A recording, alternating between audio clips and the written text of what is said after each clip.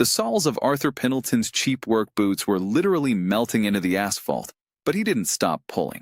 Behind him, a dozen bystanders stood safely on the sidewalk, their faces illuminated by the pale, cold glow of their phone screens as they filmed the spectacle. One woman was doing a live stream, narrating the scene in a breathless, excited voice, as though a human being burning alive was content worth monetizing. In front of Arthur was a twisted, burning tomb of steel. Arthur was 35 years old. He weighed barely 140 pounds soaking wet. He scrubbed toilets and emptied trash cans for a living. And on most days, the people he worked for looked right through him as though he were made of glass. He was nobody. But right now, in this rain-soaked, firelit street, he was the only thing standing between an unconscious old man and a death that nobody deserved. "Come on," he grunted through cracked, smoke-scorched lips, bracing his scrawny legs against the warped door frame. "Come on, come on." He pulled with everything he had. Every muscle in his back shrieked. His palms, already blistered from the heat, screamed against the old man's jacket. The rain hissed as it hit the burning hood, throwing up clouds of white steam that stung his eyes. And then, with an agonizing roar that tore his throat raw, the old man came free. They hit the wet asphalt together, Arthur landing hard on his back with the old man sprawled across his chest. Arthur had just enough time to roll them both into the gutter before the gas tank detonated. The explosion was a wall of compressed heat and force that skimmed over them both, pelting them with debris and scorching the air in Arthur's lungs. Silence. Then the rain again. Arthur lay on his back, staring up at the dark, weeping sky. His ears were ringing. His hands were burned raw. His work jacket, his only jacket, was in tatters. The old man on his chest was breathing. Slow, ragged, but breathing. Arthur closed his eyes and let out a long, shaking breath. He didn't know the old man's name, didn't know his story, didn't ask for anything in return. He just lay in the cold rain, holding a stranger's weight against his chest, listening to the sound of a heart still beating. He thought he was just saving a grandfather. He didn't know the old man's name was Pops Miller, and he certainly didn't know that in exactly 14 hours, when his boss fired him and threw him to the streets, 300 of the most dangerous, heavily armed bikers in the state would roll into the city, shaking its very foundations, just to ask one simple question. Who touched our brother? 24 hours earlier, Arthur Pendleton had been invisible. Not literally, of course, though on some days he wondered if there was much of a practical difference. He'd started his shift at Harwick Tower at 6 o'clock on a Tuesday evening, the same as every Tuesday, Wednesday, Thursday, Friday, and Saturday for the past 4 years.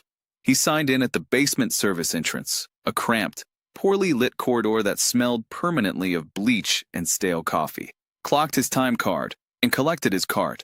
Mop bucket, cleaning solution, a roll of heavy-duty trash bags, a spray bottle, and a pack of paper towels. Same cart, same route, same fluorescent-lit floors, stretching on and on like a punishment designed specifically for him. The building housed a clutch of mid-level businesses, an insurance firm on the 4th floor, an accounting practice on the 6th, and a property management company on the 8th, Henderson and Associates. Arthur cleaned them all.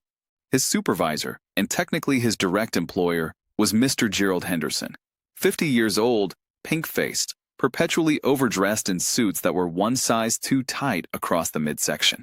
Henderson managed the building's facilities and ancillary staff, which meant he managed Arthur, along with a rotating cast of part-time workers who never lasted more than a month before Henderson found a pretext to dock their pay or push them out entirely. Arthur had lasted 4 years. He wasn't sure if that was a testament to his resilience or simply to the fact that he had nowhere else to go. That evening, Henderson had been waiting for him by the elevator banks on the 8th floor, arms folded, face set in the particular expression of sour impatience that Arthur had learned to read the way a man learns to read weather. "You're 3 minutes late," Henderson said, without greeting. Arthur glanced at his watch. The service elevator was. "I don't want to hear it, Pendleton. 3rd time this month." Henderson pulled a small notebook from his breast pocket. He actually kept a dedicated notebook for these occasions and made a mark in it with a ballpoint pen. "That's coming out of your hours." "Yes, sir." "And the men's bathroom on the 4th floor." Henderson's lip curled. "I had a complaint this afternoon. A client said it smelled. Said the mirror was streaked." Arthur had cleaned that bathroom at 11 o'clock the previous night. He knew it had been spotless, but he said nothing. Experience had taught him that responding to Henderson's complaints only lengthened them. "I'll make sure to give it extra attention tonight." "See that you do." Henderson snapped the notebook shut. "And I need you to do the lobby twice. There was a catering event. The floor's a mess." He paused, then added, with the particular satisfaction of a man who enjoys small cruelties. "Overtime isn't approved, so you'll need to manage your time better." He walked away without waiting for a response, disappearing into his glass-fronted office. Through the window, Arthur watched him settle into his chair and pick up his phone, already forgetting that the conversation had taken place. Arthur stood for a moment with his hands on the handle of his cart, feeling the familiar weight of it. Not the cart itself, but the other weight, the one that lived in his chest on evenings like this. He was 35. He'd grown up in a series of foster homes on the east side of the city, had managed 2 years of community college before the money ran out, and had spent the better part of a decade moving between low-wage service jobs. No family to speak of, no safety net. He shared a single-room studio apartment with a window that didn't close fully, a radiator that sometimes worked, and a narrow bed that was too short for a man of any height, let alone the modest 5'10" he aspired to. He was lean, not wiry lean, the kind that suggests athletic economy, but the lean of someone who skipped meals with enough regularity that his body had simply stopped expecting them. His uniform, gray work pants, gray button-front jacket with Harwick Facilities stenciled on the back, hung off his shoulders. The jacket's left sleeve had a small repair where he'd caught it on a maintenance cart 3 months ago and sewn it back himself with dental floss, because he couldn't afford a replacement. He was, as Henderson had once said to a colleague while Arthur was in earshot and had apparently not registered as a person who could hear, background. Arthur pushed his cart to the elevator and went to work. He was mopping the 4th-floor lobby at 9:30 when his phone buzzed. He set the mop handle against the wall and pulled it out, a message from a number he'd saved under Don't Answer. He answered anyway. "Artie." Marcus's voice was bright and loose, a performance of friendliness that sat directly on top of menace, the way a layer of ice sits over a frozen river. "Heard you get paid this week." "I don't have anything for you, Marcus." "Come on, Artie. Don't be like that. We're practically neighbors. This is a community thing. You want to live in a safe neighborhood, right? You want to feel protected." Marcus Greer was 24 years old and ran with half a dozen others who occupied the block between Arthur's apartment building and the bus stop he used every morning. The first time Marcus had approached him, 3 years ago, Arthur had handed over $40 in the half-second of shock that comes before the thinking brain engages. That single capitulation had established a precedent that Marcus had been exploiting ever since. "Payday's Friday," Arthur said, "and I told you last time. Friday works." Marcus's voice was still smiling. "Corner of Blythe and 9th. Don't make me come looking." The call ended. Arthur stared at the phone for a moment, then put it back in his pocket and picked up the mop. He finished his shift at 2 in the morning. He walked the 6 blocks home in a light drizzle, hands shoved in his pockets, collar turned up. His feet hurt. His lower back ached in the specific, grinding way it always did after a long shift of bending and lifting and pushing. He passed a brightly lit convenience store window and caught his own reflection for a moment. A gray smudge against the wet street, stooped and thin, moving through the rain like something that didn't quite have enough weight to be properly anchored to the world. He was 3 blocks from home when the world changed. He didn't hear the crash before he saw the light. A pulse of orange reflected in the wet street ahead, warm and terrible against the cold rain, like a sunrise built in entirely the wrong direction. Arthur ran. The intersection of Crane and 9th looked like the aftermath of something biblical. A dark sedan had mounted the curb and plowed into a utility pole at considerable speed. The pole had buckled and come down, dragging a mess of cables with it, and the impact had crumpled the front of the car like a fist-crushing an aluminum can. Steam and smoke poured from the hood. As Arthur rounded the corner, he saw the first fingers of orange flame beginning to lick up from the engine compartment, spreading with hungry efficiency across the undercarriage. The rain was already losing the argument with the fire. He stopped at the edge of the pavement, breathing hard, and looked around. There were perhaps 15 people gathered on the opposite sidewalk. Several were holding phones up, filming. 2 women were talking to each other in animated voices. A man in a delivery uniform was speaking urgently into his phone, calling 911, Arthur hoped, but standing resolutely on the far side of the street. Nobody was moving toward the car. Arthur moved toward the car. The heat hit him first, a solid, pressurized thing, nothing like warmth, more like standing in front of an open furnace door. The rain steamed off the burning hood with a low, persistent hiss. The smell was overwhelming. Burning oil, scorched rubber, a chemical reek that spoke to something primal and urgent in the base of his brain. This is dangerous. Go back. Arthur kept moving. He reached the driver's side and grabbed the door handle. The heat of the metal seared his palm even through his work gloves, and he yanked his hand back with a sharp intake of breath, then grabbed it again, gripping through the pain, and wrenched. The door was jammed. The impact had warped the frame, sealing it shut. He pressed his face to the window, shielding his eyes against the smoke and dancing light. There was someone in there. An old man, white-haired, slumped against the steering wheel, not moving. The seat belt held him in a half-fallen position, blood on his forehead, dark in the firelight. Arthur yanked the door handle again. Nothing. He straightened, looked around wildly, and spotted a chunk of broken concrete from the shattered curbing. He grabbed it, turned his face away, and drove it into the window. The safety glass shattered into 1,000 pebbles and showered inward. He knocked the remaining shards from the frame with his elbow, then reached in and unlocked the door from the inside. It still didn't open. The frame was bent. The bottom of the door had buckled inward and was grinding against the door sill. Arthur braced both feet against the outer door panel, grabbed the frame with both hands, and pulled. Something in his right shoulder made a sound like a damp towel being wrung out. He barely noticed. He pulled harder. The door gave 2 inches. He repositioned his grip, jammed his knee into the gap, and heaved with everything he had. The door screamed against its own frame and tore open, the bottom dragging a gouge of paint down its length. The heat was immediate and savage. The fire had spread to the dashboard now, crackling and snapping, and the interior was filling with black, acrid smoke. Arthur pulled his jacket up over his nose, dropped into a crouch, and reached in for the old man's seat belt. "Sir, can you hear me?" No response. The man's chest was rising and falling, shallowly, brokenly, but the buckle release was jammed by the impact. The metal contorted just enough to defeat the mechanism. Arthur dug at it with his fingers, burning his knuckles on the hot metal, finally getting the heel of his palm against the release button and pressing with all his weight behind it. The buckle released. The old man sagged forward, and Arthur caught him. He was heavy, far heavier than Arthur had anticipated. The solid, settled weight of a big man grown old, perhaps 200 pounds or more. Arthur's legs buckled.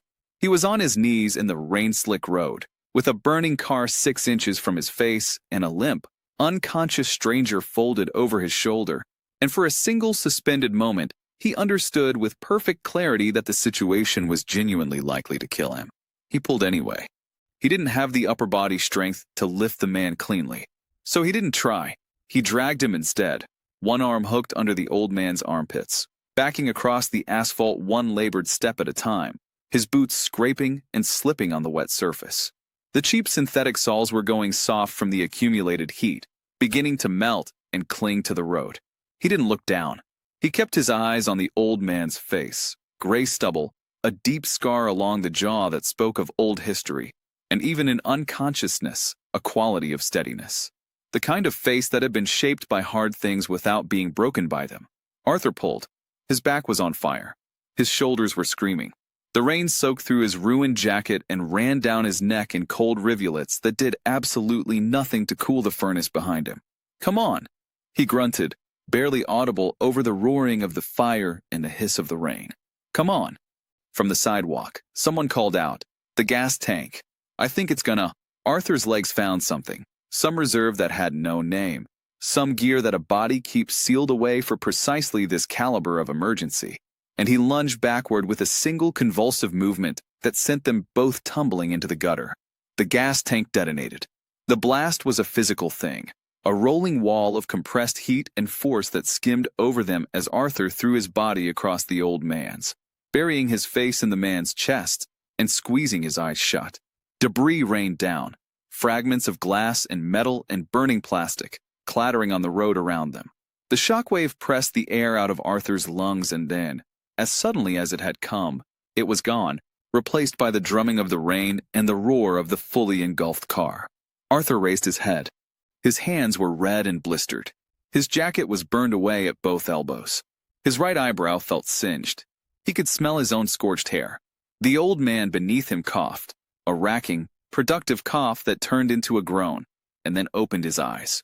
They were pale blue, those eyes. Pale blue and, despite everything, alert. "Son," the old man rasped. "Don't move," Arthur said. "There's an ambulance coming. Just don't, son." The old man's hand came up and closed around Arthur's wrist. His grip, even in this extremity, was startlingly firm. He looked at Arthur, not through him, but at him, with the directness of someone who had been a long time in the business of seeing people clearly. "What's your name?" Arthur blinked rain from his eyes. Arthur Pendleton." The old man nodded slowly, as though committing this to memory. His hand tightened on Arthur's wrist for a moment, then went slack as his eyes closed again. "Rest," Arthur said softly. "Just rest. You're all right." On the sidewalk, the onlookers were still filming. Not a single one of them had moved. The ambulance arrived 11 minutes later. In those 11 minutes, Arthur sat in the gutter with the old man's head in his lap, hunched over him against the rain, talking in a low, steady voice. Nothing important, just words, a continuous thread of human sound to tether the old man to the world. When the paramedics arrived and began to work, Arthur stepped back and let them. He answered their questions. He gave them his name, the old man's approximate position in the vehicle, the sequence of events. "You pull him out yourself?" one of the paramedics asked, not looking up from the oxygen mask he was fitting. "Yes." "With a gas tank about to blow?" "I didn't know for certain it would. A beat. I thought it might." The paramedic paused and looked at him, really looked at him, for a moment, and something passed across his face that might have been respect, or the kind of disbelief that is the emotional twin of respect. "You burned your hands pretty good. Let me? I'm fine." Arthur looked down at his blistered palms. He could flex all his fingers. Take care of him. He watched the ambulance doors close and the vehicle pull away, its lights painting the wet street in alternating waves of red and white. Then he turned and walked home through the rain. He went back to his apartment, cleaned his burns under cold water, wrapped his hands in the end of an old gauze roll from a first aid kit, and lay down on his narrow bed in his damp clothes. He was asleep in less than 4 minutes. His alarm went off at 6:30. He was 20 minutes late. It would have been 10, but the bus had run short and he'd had to wait for the next one, standing at the stop with his burned hands curled at his sides and the November air sharp against the gauze wrapping. He'd found a pair of thin-knit gloves in his jacket pocket and pulled them on to hide the dressings. He couldn't afford Henderson noticing and asking questions he didn't want to answer. He was still 20 minutes late. Henderson was waiting in the lobby. That was unusual. Henderson didn't typically arrive until 8, and Arthur's shift ended at 7:30. The fact that the man had apparently come in early for the sole purpose of intercepting Arthur's arrival told Arthur something about the calculation that had been running in Henderson's head. 20 minutes, Henderson said. The lobby was not empty. 2 of the morning cleaning crew, Denise, who had been here almost as long as Arthur, and old Carl, were moving quietly around the periphery with their carts, both of them suddenly finding the baseboards extremely interesting. "My bus was Pendleton." Henderson's voice cut him off with the flat patience of someone who is prepared. "I want you to understand that this conversation has been a long time coming. I've been documenting your performance for months. The lateness, the quality issues. Mr. Henderson, I was at a fire last night." Arthur kept his voice level. "There was an accident on Crane Street.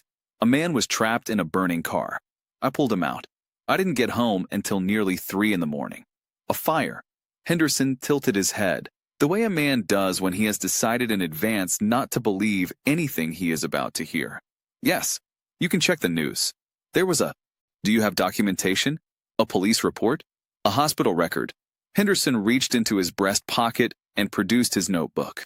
"Because without documentation, I have no way to distinguish this from any other explanation." Arthur looked at the man. He thought about explaining that one generally does not stop to collect documentation while dragging an unconscious person out of a burning vehicle. He thought about the gauze under his gloves. Answer enough, if Henderson had any interest in answers. He thought about the ruined jacket on his apartment floor. "I don't have documentation," he said. Henderson nodded with the solemn air of a judge rendering a reluctant verdict he had, in fact, been looking forward to for some time. "Then I have no choice but to treat this as a pattern violation. You are terminated, effective immediately. Under the terms of your contract, repeated tardiness constitutes a breach of conduct, which means your final month's wages are forfeited under the clause. You're not paying me for last month." The contract is clear. Henderson held out a single sheet of paper, the termination notice, already printed, already signed. He typed it up before Arthur arrived. "Please return your access badge and your uniform jacket before you leave." The lobby was very quiet. Denise had stopped moving. Carl was looking at the floor. Arthur stood for a moment. He looked at the termination notice. He looked at Henderson's pink, self-satisfied face. He thought about 4 years of closing shifts and skipped breaks and clocked off overtime and dock minutes and a little notebook and the word background. He thought about the old man in the gutter and the grip on his wrist. Arthur took off his access badge and set it carefully on the front desk. He removed his gray uniform jacket and folded it neatly and set it next to the badge. Underneath, he was wearing a thin t-shirt. The November morning was cold. He picked up his cardboard box. He'd brought one, having half expected this, and filled it with the 4 items he kept in his locker: a spare pair of work gloves, a worn paperback novel, a photograph, and a container of antacids he'd kept for the long overnight shifts. He walked out of Harwick Tower into the sharp morning light. He walked 2 blocks before he sat down on a bus bench, put the cardboard box on his knees, and looked at it for a while. His hands hurt.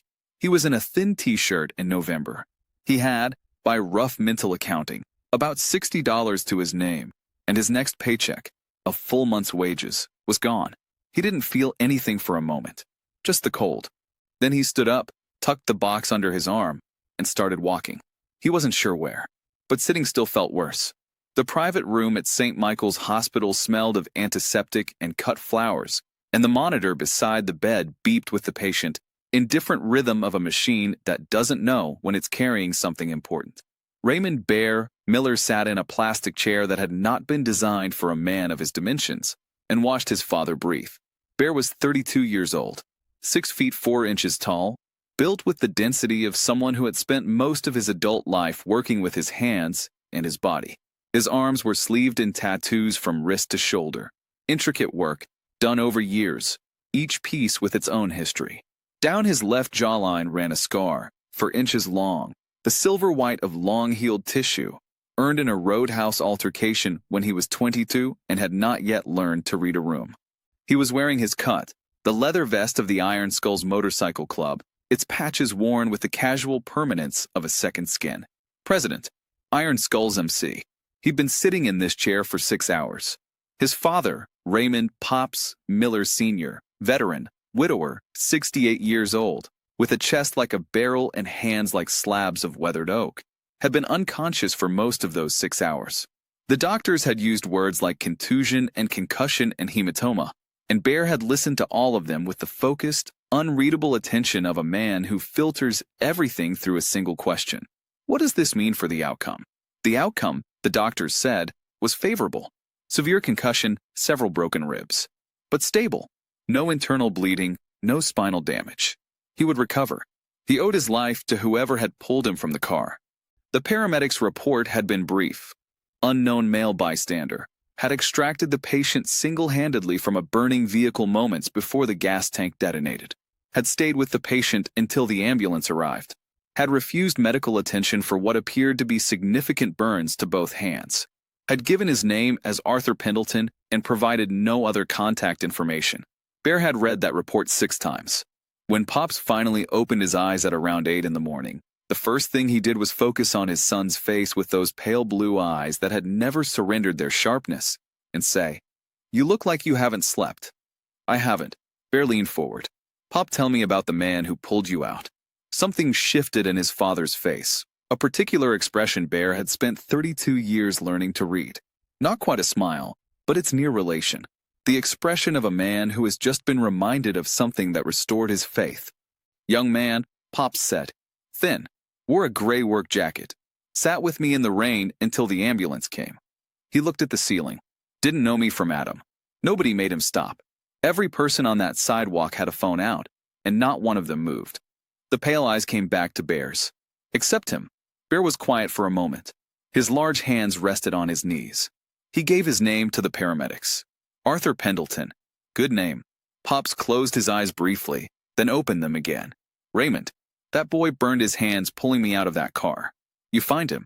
He stopped, as though words, which had always been secondary to Pops in a world where actions were the only currency that counted, failed him for a moment. You find him, and you make sure he knows he has people. Bear stood. He looked down at his father, at the bandage on his forehead, at the 4-line, at the familiar hands folded on the hospital blanket, and something moved through him that was too complex to name simply. Gratitude. Cold, clean resolve. And underneath both, the absolute, settled certainty of a man who has lived his entire life by one principle above all others. You take care of your own. He stepped into the hallway and called Deacon. Deacon was his vice president, the person who, when Bear needed something done, made it happen. I need to find a man named Arthur Pendleton, Bear said when Deacon picked up on the second ring. Looks like a janitor. Lives on the east side. Get every channel we have working on it. Deacon didn't ask questions. How fast? Yesterday. Bear paused. He saved my father's life. A brief silence. Bear could hear the quality of it change. The shift from operational to personal that happens when the information being communicated is the kind that moves the whole machinery of loyalty into a higher gear. I'll call it out to every chapter in the city, Deacon said. And Deacon, Bear's voice was quiet. I want him found before anything happens to him. Find out where he works, what his situation is. Everything. He ended the call and stood for a long moment in the sterile hallway, in the particular stillness of a man who has made a decision and is now simply waiting for the mechanism he has set in motion to complete its work. He went back in to sit with his father. By noon, Arthur had walked 4 miles. He hadn't meant to walk 4 miles. He'd meant to go back to his apartment and manage the crisis the way he'd always managed crises. Make a list, identify immediate needs, address them in order. That was how you survived when you had no margins. You didn't look at the whole picture. You looked at the next step. But somewhere around mile 2, with the cardboard box under his arm and the cold working through his thin t-shirt, the next step had stopped presenting itself clearly, and he just kept walking because forward was better than still. He ended up in Milligan Park, a scrubby triangle of grass and benches 4 blocks from his apartment, the kind of park that exists in every city as a civic afterthought. He sat on a bench. He set the box beside him. He took out the photograph, himself at 12 years old, standing in front of a foster family's house, squinting into the sun with the uncertain, hopeful expression of a kid who isn't yet sure which way the next thing is going to go. His phone was at 7% battery. He'd forgotten his charger at work, or rather, at the building that was no longer his work. He cataloged his options with the grim thoroughness of a man taking inventory of a nearly empty cupboard. $60 to his name. Rent due in 2 weeks. A month's wages gone. Unemployed, in November, with burned hands and no clean jacket. He could apply for emergency assistance. The lines were long. The process was slow, and it almost certainly wouldn't resolve before his rent came due. He could call the number on the card the paramedic had pressed into his hand last night, the burn clinic. He probably should. His hands were not improving on their own, and infection was a real concern. But clinics cost money he didn't have. He could.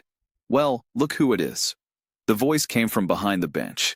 Arthur felt a cold, specific recognition settle over him. Marcus Greer stepped around the end of the bench, hands in his jacket pockets. His 2 associates ranged loosely behind him. They had the relaxed, proprietary air of people who have decided in advance how a situation is going to end. Artie. Marcus looked at the cardboard box with theatrical curiosity. Rough morning. Arthur said nothing. Heard you lost your job. Marcus shook his head with manufactured sympathy. That's rough, man. Which is actually kind of convenient. Because if you got your last paycheck today, I didn't get a paycheck, Arthur said. He withheld it. Marcus's expression shifted, the performance of sympathy dropping away, replaced by something cooler and more direct. That's not my problem, Artie. I know it's not. I'm telling you I don't have anything. I think you got $60 in your wallet. Marcus moved closer, his voice dropping to the flat, conversational register that was more threatening than shouting. I think you take that out right now. We call it a partial payment, and everybody walks away with no hard feelings. No. The word came out before Arthur had fully decided to say it. He heard it in his own voice, quiet, unadorned, without particular anger, and recognized it as the sound of something reaching an end. For years of Henderson's notebook, 3 years of Marcus's Friday corner, all of it, arriving at this one syllable. Marcus looked at him for a moment with a different kind of attention, recalibrating. Then he nodded to the two behind him. The first one grabbed Arthur's arm and wrenched him off the bench. The cardboard box went over, scattering its contents across the path. The gloves, the paperback, the antacids, the photograph, which spun and landed face down in a puddle. Arthur didn't fight. He didn't have the size, the training, or the energy. He was grabbed and pushed, and then struck, once hard, to the side of his head, and his knees buckled, and he went down onto the path, hands out to catch himself. The raw, burned palms hit the ground and sent a shock of white pain up both arms. He stayed down, one hand braced on the path. The photograph was 3 inches from his face, floating in the puddle, the image slowly dissolving. He reached for it anyway. Someone put a foot on the cardboard box. And then, from somewhere, from far away, at first, so distant it might have been imagined, a sound. Not a single sound. A convergence of sounds. A low, cumulative rumble, building from subsonic suggestion to something that could be felt in the chest before it could be properly heard. Marcus looked up. His 2 associates looked up. The rumble grew. It was coming from the north end of the street, 3 blocks away, for rolling through the city like a weather front moving in. Arthur, still on his hands and knees, felt it in the ground beneath his blistered palms. Even through the pain, he felt it. A deep, rhythmic vibration, as though the street itself had begun to breathe. Marcus took a step back. The sound became a roar. They came from the north end of Crane Street first, then from the east and the west, and from the service road behind the park, and from the connecting streets and the alley mouths, channeled by the grid of the city into a converging tide. They came in formation, 2 abreast, unhurried, with the absolute confidence of a force that has never needed to hurry because nothing has ever required it to. 300 motorcycles. The Iron Skull's MC ran 8 chapters across 3 states, and for the first time in 6 years, every chapter had been called up and directed to a single location. They came in on their Road Kings and their Softdales and their Fat Boys, engines tuned to a growl that was less a sound than a geological event, the kind of vibration that gets into your back teeth and the base of your spine and simply stays there. The sound arrived before the bikes did, and it arrived like a verdict. On the path in Milligan Park, Marcus Greer stood very still. His associates took a step back, then another, pulled by some animal instinct that had correctly identified the approaching thing as a category of threat their usual calculus did not cover. The first wave of motorcycles reached the park entrance and fanned out along the street, pulling up in a line that stretched half a block in each direction. Engines idled. Nobody dismounted. Nobody spoke. They simply arrived, leather-clad and helmeted, their machines gleaming and enormous in the pale November light, and they waited. Then the lead motorcycle came through. It was a custom black and chrome Road King, built low and wide, the kind of machine designed less for transportation than for making a statement. The rider pulled to the curb at the park entrance, killed the engine, and swung off in a single fluid motion. Bear Miller moved through the park gate with a particular economy of movement. Large men who have long understood the full extent of their own physical authority often move this way, without excess or performance, because they haven't needed either for a long time. He wore his full cut over a dark flannel shirt, jeans, and boots. He crossed the park path with his eyes already fixed on the 2 men standing over the figure on the ground. Marcus Greer was not, by the standards of his particular world, a cowardly man. He had backed down from very little in 24 years. But he looked at Bear Miller walking toward him across the scrubby grass of Milligan Park, looked at the sheer scale of the man, the economy of his movement, the patches on his cut, and the 300 engines idling at his back, and his nervous system performed a rapid and thoroughly accurate threat assessment. He took a step back. Didn't look at him. Not yet. He stopped in front of the man on the path, crouched down on one knee, and looked at Arthur Pendleton. Arthur looked back from the ground. Cheek reddened from the blow, burned hands visible below pushed-back gloves, eyes dark with exhaustion, and something that was not quite resignation, but was its near neighbor. Bear's expression didn't change, but something shifted behind his eyes. Arthur Pendleton, Bear's voice, close up, was deep and quiet. The kind of quiet that doesn't need volume. Yes. My name is Raymond Miller. Raymond Miller, Jr. A pause. The man you pulled out of that burning car last night was my father. Arthur was very still. He woke up this morning, Bear said. He's going to be all right. The first thing he did was tell me your name. He looked at Arthur's bandaged hands, and his jaw tightened almost imperceptibly. Can you stand? Yes. Arthur began to push himself to his feet. Bear rose with him, and when Arthur's balance wavered, one of Bear's large hands came out and steadied his arm, carefully, with a precision that seemed at odds with the rest of the man's appearance. Arthur stood. He was considerably shorter than Bear. In his thin t-shirt and gloves, with his bruised cheek and his overturned cardboard box behind him, he looked, by every external measure, like someone who had been thoroughly used and discarded by the world. Bear looked at him for a long moment. Then he looked at the photograph, floating face down in the puddle. He reached down, picked it up carefully, shook the water from it, and handed it to Arthur without comment. Arthur took it. He looked at the image, blurred at one corner now, damaged, and put it in his shirt pocket. Then Bear turned around. He turned around, and he looked at Marcus Greer. Marcus had not run. Whether that was bravery or simply the paralysis of a man who knows that running makes the outcome worse, Bear couldn't say and didn't particularly care. Marcus stood with his arms slightly out from his sides, chin up, the performance of composure worn over the reality of a man who has just realized he is well outside his depth. Bear crossed the distance in 4 unhurried steps. He stopped 12 inches from Marcus and looked at him. Bear had to look slightly down, which meant Marcus had to look slightly up, and both of them understood the full significance of that geometry. Is this your usual spot? Bear asked. Marcus said nothing. Blythe the Ninth, said Deacon's voice, from just behind Bear's left shoulder. Deacon had come up quietly, a compact, watchful man, vice president patch on his cut, eyes on his phone. He's been running this sector for about 3 years. Arthur Pendleton has been paying him every payday. Bear nodded once. You know who that man is? Bear said to Marcus, gesturing briefly back toward Arthur without looking away.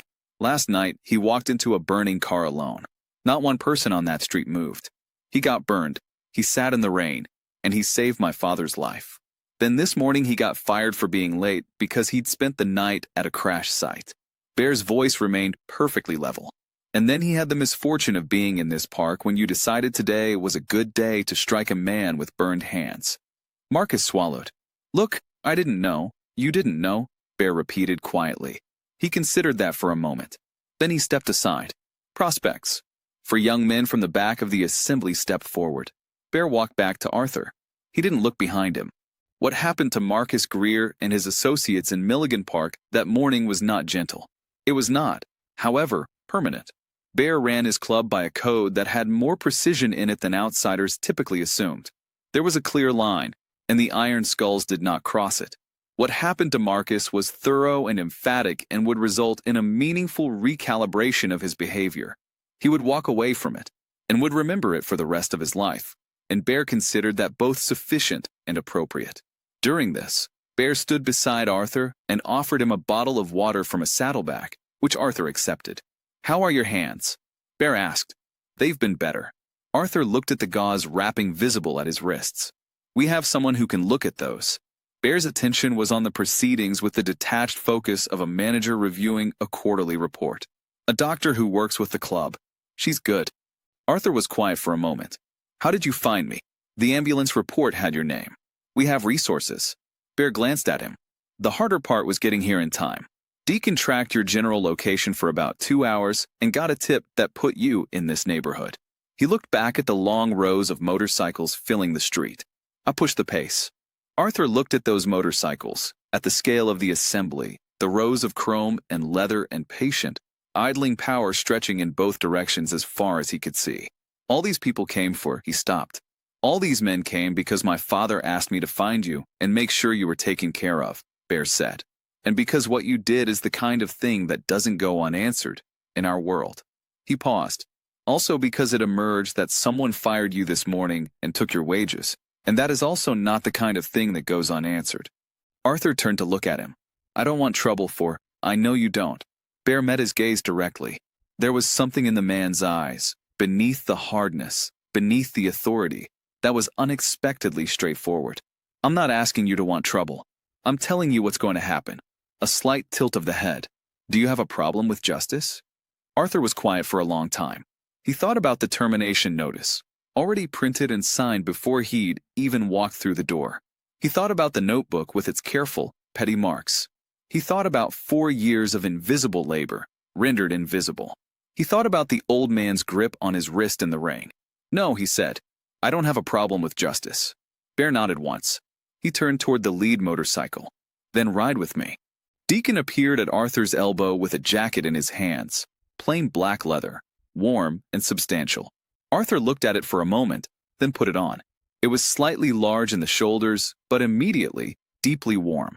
Bear swung onto the Road King and looked back. Around him, 300 engines rose from idle to ready, a sound that was not merely heard but felt in the sternum, in the back of the jaw, in the soles of the feet. Arthur had never been on a motorcycle in his life. The machine was enormous beneath him, vibrating with contained energy, and for a moment he gripped the seat edge with both burned hands and thought, what is happening? Then Bear rolled the throttle. The Road King moved, and behind it, in perfect rolling thunder, the iron skulls followed. 300 motorcycles moving through city streets reshapes those streets. Cars pulled to the shoulder. Pedestrians stopped on the sidewalks and simply stared. A delivery truck driver climbed out of his cab to watch, leaning on the door with his coffee cup in hand, jaw slack. Traffic lights cycled, and the column did not slow. It moved as a single entity, indifferent to the minor choreography of the city's infrastructure, because 300 bikes are themselves a kind of infrastructure, one that rewrites the rules of right-of-way through the sheer physics of its presence. Arthur sat on the back of the Road King and watched the city stream past on both sides and felt, for the first time in longer than he could clearly remember, the specific and unusual sensation of being seen. Not invisible, not background, seen. The Henderson and Associates building was on the 800 block of Commerce Street. At 11:15 on a Wednesday morning, the sidewalks were populated with the ordinary flow of the working day. Coffee runs, lunch preparations, the orderly commerce of a mid-morning city block. The iron skulls turned onto Commerce Street. The orderly flow stopped. The column spread. Bikes filed into the parking lot in front of the building and along both sidewalks and into the side street behind it. And when the last engine cut, the silence was enormous. The stunned, ringing silence of a space that has just had 300 internal combustion engines removed from it simultaneously. Bear dismounted and looked up at the building. 8th floor, Deacon said. Bear walked to the main entrance.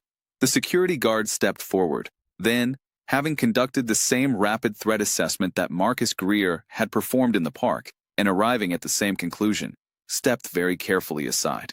Bear pushed through the glass door. Gerald Henderson was on his second cup of coffee. It had been a productive morning. He'd sent the termination paperwork to HR. He'd preempted any comeback from the Pendleton situation with a call to the cleaning services district manager. He'd reviewed 2 areas where he could trim maintenance costs. He had done, in short, what he did every morning. Managed his domain with the efficient, ungenerous authority of a man who has mistaken the size of his office for the size of his importance. He was composing an email about a parking lot resurfacing quote when the door of his office opened. He looked up with the sharp displeasure of someone who does not appreciate being interrupted without a knock. I specifically said, the sentence ended there. The man standing in his doorway was not his assistant. Henderson stared. Bear Miller filled the doorway in a near-literal sense, broad enough in the shoulder that he'd angled slightly to clear the frame. His leather vest with its patches and insignia hung on him with the settled weight of a uniform that has been worn long enough to become a second skin. The scar along his jaw caught the office light. He looked. Henderson registered with the part of his brain still functioning rationally, like something that had wandered in from a different category of reality. Behind Bear, through the glass wall of the office, through the open-plan space beyond, Henderson could see his staff, all of them standing very still. And beyond the windows that faced the street, motorcycles. Rank upon rank of motorcycles, filling the lot and the street and the sidewalk on both sides. an ocean of chrome and leather and power, visible from 3 floors up. "Mr. Henderson," Bear said. His voice was pleasant, in the specific and ominous way that pleasantness can be when it is being extended as a courtesy rather than expressing a genuine feeling. Henderson's mouth opened. Nothing useful came out. "My name is Raymond Miller." Bear stepped into the office, and behind him, Arthur Pendleton came in, thin, bruised, in a too large leather jacket with gauze-wrapped hands. Henderson stared at him with sudden, cold recognition. "I believe you fired this man this morning. I also believe you withheld his wages." Henderson found his voice. It came out smaller than intended. "This is a private office. I'm going to have to ask, Mr. Henderson." Bear moved to stand in front of the desk and looked down at Henderson with the particular, unhurried attention of a man for whom looking down at people has never required him to lean. "I'm going to explain the situation simply, and I would like you to listen carefully, because I'm only going to say this once." He placed both hands flat on the desk, large hands, with the knuckles of a man who has not always resolved his conversations in conference rooms. "Arthur Pendleton saved my father's life last night. He burned his hands doing it. He sat in the rain with my father until the ambulance came. He did this alone, because every other person on that street was too busy filming to take a single step forward." Bear's voice remained completely steady. "This morning he was late because he was doing those things. And you fired him for it, and took his wages." A pause that had real weight in it.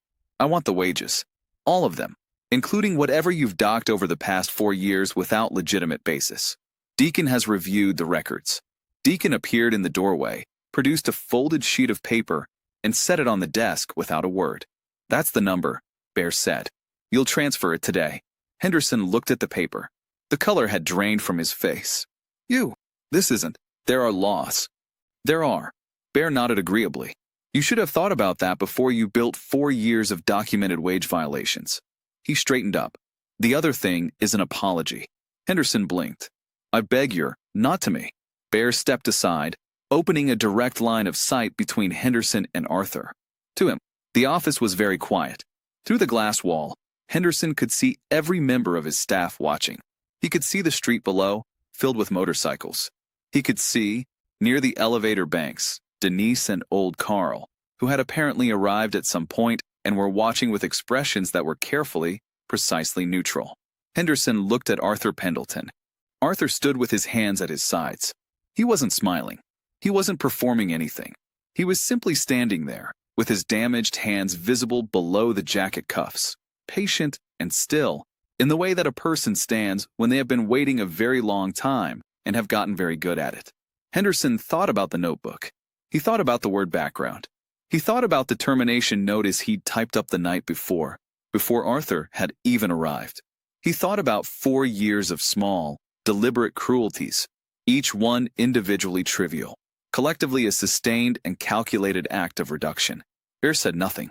He simply waited, with the infinite patience of a man who has nothing to prove by hurrying. Gerald Henderson stood up from behind his desk. He walked around it. He stood in front of Arthur Pendleton. And Gerald Henderson, age 50, property manager, owner of 2 good suits and a petty notebook and a carefully curated authority that had never in his life been seriously tested, lowered himself to his knees on the floor of his own office. The room was absolutely silent. "I apologize," Henderson said. His voice barely cleared a whisper. "What I did was wrong." Arthur looked down at him for a moment. His expression was not triumphant. It was not contemptuous. It was simply open, in the way that a person's face opens when something long locked away against the possibility of its ever being acknowledged is, at last, acknowledged. "Stand up," Arthur said quietly. Henderson stood. Arthur turned to Bear and gave a single, small nod. Bear looked at Deacon. Deacon was already on his phone, handling the transfer details with the quiet efficiency of a man who planned exactly for this contingency. Bear looked back at Arthur. Something moved across the big man's face. Not quite a smile, but its nearest neighbor. The expression of a man who has done what needed to be done and found the result exactly right. "Come on," he said. "There's someone who wants to see you." St. Michael's Hospital, private room on the 3rd floor. The same antiseptic smell. The same cut flowers. The same beeping monitor. But the afternoon light came through the window at a low golden angle now. and it made the room feel less like a place where things were uncertain and more like a place where they had been settled. Pops Miller was sitting up in bed when they came in. The nurses had apparently found this development medically concerning, and he had apparently declined to address their concerns. He sat in his hospital gown with one arm connected to an four-line, white hair tousled, and looked at the door with those pale blue eyes at full, precise attention. When Arthur walked in, Pops looked at him with the focused recognition of a man who has been seeing clearly since before Arthur was born. "Arthur Pendleton," Pops said. "Sir." Arthur stopped at the foot of the bed. Pops studied him for a long moment, the whole of him, the way he stood, the particular quality of the stillness that had lived in Arthur so long it had become structural. "You held my head out of the water," Pops said. "In the rain. Didn't know me from the man in the moon." Arthur thought for a moment. 22 minutes, approximately, until the ambulance came. Something moved across Pop's face, a brief, genuine laugh, the laugh of a man who appreciates precision. "Sit down, son." Arthur sat in the plastic chair beside the bed. Behind him, Bear leaned against the wall by the window, arms folded, and quietly let the two of them have the room. Pops held out his hand, the large, scarred hand of a man who had used it for 68 years in every demanding way that life had found to demand it. Arthur took it. Pop's grip was firm and warm, closing around the gauze-wrapped hand with careful precision that avoided the burns. "Do you have somewhere to be?" Pop said. "A plan, a job somewhere, something that needs you this afternoon?" Arthur was quiet for a moment. "No." "Good." Pops leaned back against his pillow, looking at the ceiling with the satisfied expression of a man reviewing work well done. "Because Raymond has something he wants to give you, and it takes a few minutes to do it right." Arthur looked back at Bear, who had pushed off the wall and crossed the room. He was holding something, a patch, round, perhaps 4 inches across. The Iron Skull's insignia, worked in thread and dye with the kind of craft that signifies importance. A skull crowned in laurel, framed by the club name and the words honorary member. Bear looked at it for a moment, then looked at Arthur. "We don't give many of these," he said. 3 in the club's history. 1 to a judge who went out of his way when he had no obligation to. 1 to a firefighter who went into a burning building, off-duty, to pull out 2 of our members. He paused. "And now 1 to a man who pulled my father out of a burning car when he had every reason in the world to keep walking." Arthur looked at the patch. "This doesn't obligate you to anything," Bear said. "You don't ride with us, you don't answer to us, you're not part of our business. But it means something real in our world. Every man wearing this insignia knows your name and what you did. It means that if you're ever in trouble, anywhere in 3 states, you call and we come." He held it out. No strings, no debts. Arthur took it. He held it in his burned hands and looked at it for a long moment. The afternoon light came through the window. The monitor beeped. Pops watched him with those pale, direct eyes. Bear stood steady in his peripheral vision. And outside in the hospital parking lot, because Deacon had negotiated its use with the hospital administration's extremely reluctant blessing, 300 motorcycles sat in quiet, patient rows. Arthur thought about the photograph, floating face down in the puddle. He thought about the radiator that sometimes worked and the window that didn't fully close. He thought about 4 years of fluorescent-lit hallways and a petty notebook and the daily, accumulated weight of being invisible in rooms full of people who never looked up. Then he thought about the burning car. He thought about the rain. He thought about the moment when everyone else on that street had stood still and he had moved, not because he was brave or strong or had made any calculation at all, but simply because there had been a person who needed help, and he had been the only one willing to provide it. He looked up at Bear. "Thank you," Arthur said. Bear extended his hand. Arthur shook it. "One more thing," Bear said. He glanced at Pops, who gave a small nod of confirmation. "Deacon has been running the club's property maintenance contracts through a third-party company for the past 4 years. Good work, building maintenance, facilities management for properties we own across the city. Decent pay, regular hours, full benefits." He paused. "The man who ran it just retired. We need someone detail-oriented, reliable, and honest." His expression remained absolutely level. Someone willing to do hard things when they need doing. Arthur was quiet for a moment, looking at him. Then he smiled. A real one. The kind that takes a moment to arrive because it has to travel up from somewhere deep, from wherever a person keeps the things they had stopped expecting. I'd have to see the job description, he said. Pops laughed from the bed. A full, rolling laugh, unconcerned with his broken ribs, the laugh of a man who has decided that pain is a reasonable price for this particular moment. Bear smiled too, brief and real. I'll have Deacon write one up. 3 weeks later, the photograph was dry. It lived in a frame now, a cheap one from the dollar store, still the same image of a 12-year-old squinting into the sun in front of a foster family's house. The corner blurred from the puddle, but framed and sitting on the windowsill of an apartment that was better than his old one.